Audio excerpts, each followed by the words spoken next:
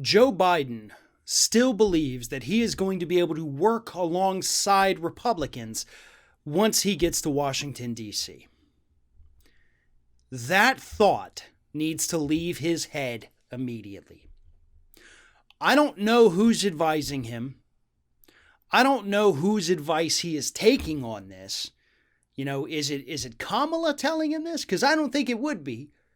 I mean, she is a very tough individual. She understands who she can and cannot work with, in terms of their personality. So I don't think she's the one telling him this. So there has to be some kind of staffer, I'm assuming a chief of staff, hell, maybe even a family member, whispering in Biden's ear like, hey, let's be nice to everybody. You saw how gross it was. Be nice. You cannot work with these Republicans. And I'm not saying that as you can't work with them, please don't. No. I'm telling you, they will not work with you. We have seen just the last 7 days. I mean, let alone the last 12 years, but let's just go back 7 friggin' days, man. You have seen what these Republicans do. Rather than owning up to the fact that they were supporting a fascist who did fascist things, they tried to blame it on the left instead. After seeing the consequences of their actions, they still went into that joint session of Congress and said, I'm going to vote to object to these, even though you have no evidence of voter fraud. I'm still going to claim there's there, and then there's that.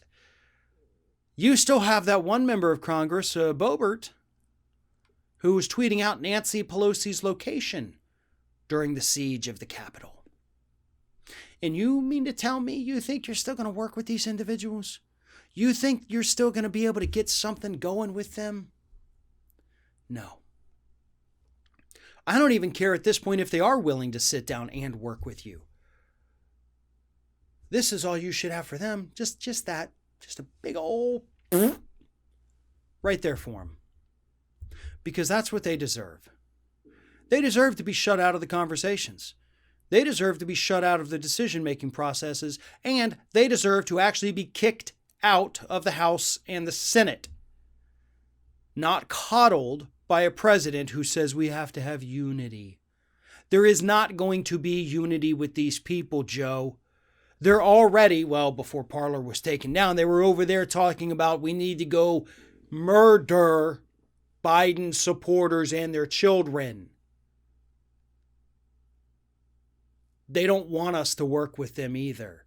They don't want to work with us. And I know those are the extreme ones, sure. But as long as those members in Congress support these individuals, egg on these individuals and encourage them, then no. They don't get a seat at the table. They don't get to be a part of any of these processes. They're done. They have abdicated their responsibilities. They have abdicated their oath of office. Do not work with them. I am telling you this as a progressive, as somebody who's much further left than Joe Biden could ever hope to be. If you work with them, you will get humiliated and you will deserve it. There is plenty of us over here on the left willing to work with you on issues, willing to help you, willing to advise if we needed to.